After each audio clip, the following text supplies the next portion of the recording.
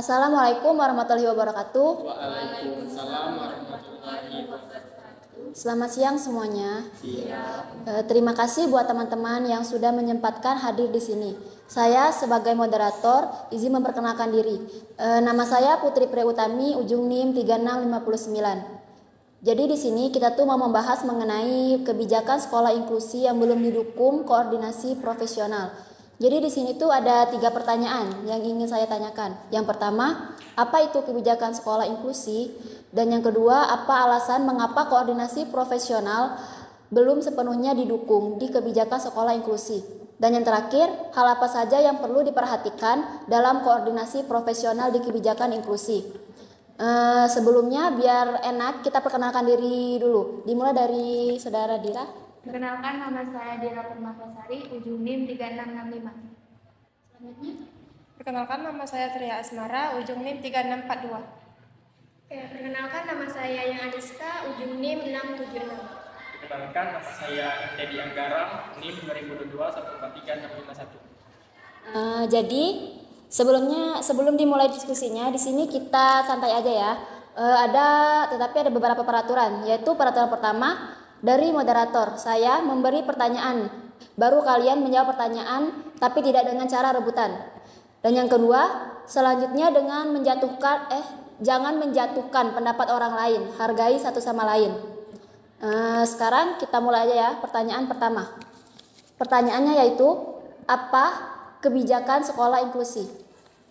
Menurut Saudara Dira. Menurut saya, kebijakan sekolah inklusi adalah suatu kebijaksanaan pemerintah dalam mengupayakan pendidikan yang bisa dinikmati oleh setiap warga negara agar memperoleh pendidikan tanpa memandang anak kebutuhan khusus dan anak normal, agar bisa bersekolah dan memperoleh pendidikan yang layak dan berkualitas untuk masa depan hidupnya.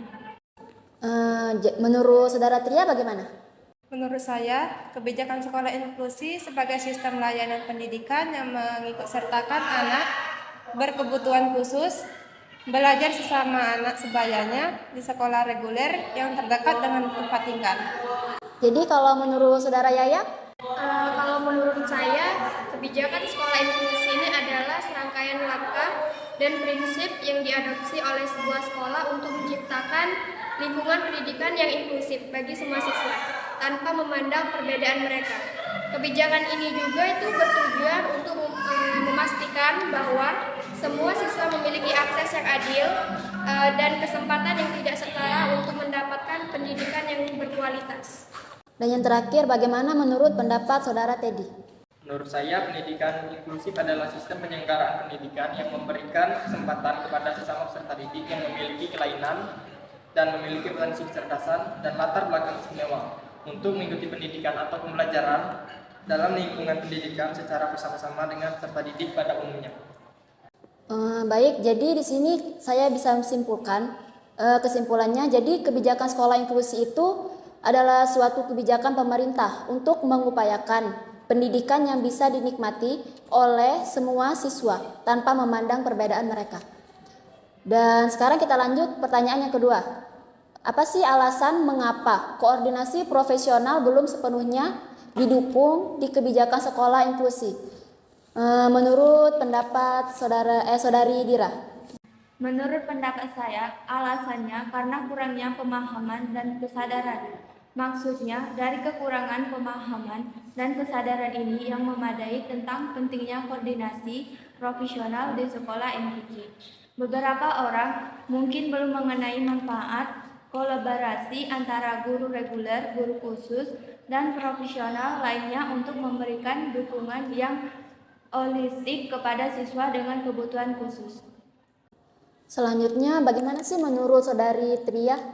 Menurut saya, memiliki keterbatasan sumber daya, koordinasi profesional yang efektif, memerlukan sumber daya yang memadai termasuk waktu, personal, dan dana. Sekolah inklusi seringkali menghadapi keterbatasan dalam hal sumber daya ini, sehingga membuat koordinasi profesional menjadi sulit dilaksanakan. Kalau menurut Saudari Yayang, bagaimana sih pendapat Anda? Kalau menurut saya itu salah satunya itu komunikasi yang terbatas. Nah, koordinasi profesional membutuhkan komunikasi yang terbuka dan berkelanjutan antara semua pihak yang terlibat. Namun, seringkali terjadi kurangnya komunikasi yang efektif antara guru reguler, guru khusus, staf pendukung, dan administrator sekolah. Hal ini dapat menghambat koordinasi yang efektif dan saling pengertian. Dan yang terakhir, bagaimana pendapat Saudara Teddy? Menurut saya, perbedaan pendekatan dan filosofi guru reguler dan guru khusus mungkin memiliki pendekatan yang berbeda dalam mengajar dan mendukung siswa. Mereka mungkin memiliki pemahaman yang berbeda terhadap semua siswa yang memiliki latar belakang yang berbeda. Dalam kebutuhan khusus, perbedaan dan pendekatan dan filosofi ini mendapat menyuluti koordinasi profesional yang harmonis. Dan contohnya, guru harus mengajar kepada siswa yang memiliki keterbelakangan yang berbeda itu harus mendapatkan pembelajaran yang asik, harmonis, dan menyenangkan. Baik, jadi di sini bisa kita simpulkan ya. Jadi meskipun ada tantangan dalam mendukung koordinasi profesional di sekolah inklusi, penting untuk mengenali nilainya dan terus berusaha memperbaikinya. Kolaborasi yang kuat antara para profesional dapat meningkatkan kualitas pendidik inklusif dan memberi dukungan yang lebih baik kepada siswa dengan kebutuhan khusus. Baik, sekarang kita lanjut ke pertanyaan yang terakhir. Hal apa aja sih yang perlu diperhatikan dalam koordinasi profesional di kebijakan inklusi? Kita mulai dari pendapat Saudari Dira.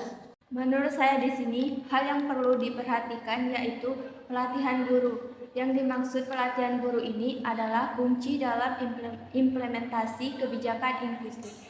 Oleh karena itu, para guru perlu dilatih agar memiliki keterampilan dan pengetahuan yang cukup untuk bekerja dengan siswa dengan kebutuhan khusus. Pelatihan ini harus meliputi aspek-aspek seperti strategi pengajar, manajemen kelas, dan strategi pengelolaan perilaku. Kalau menurut Saudari Tria, bagaimana menurut pendapat Anda? Menurut saya, hal yang harus diperhatikan itu peningkatan sarana dan prasarana. Sekolah inklusi juga memerlukan sarana dan prasarana. Sarana yang memadai untuk mendukung kebutuhan siswa dengan kebutuhan khusus.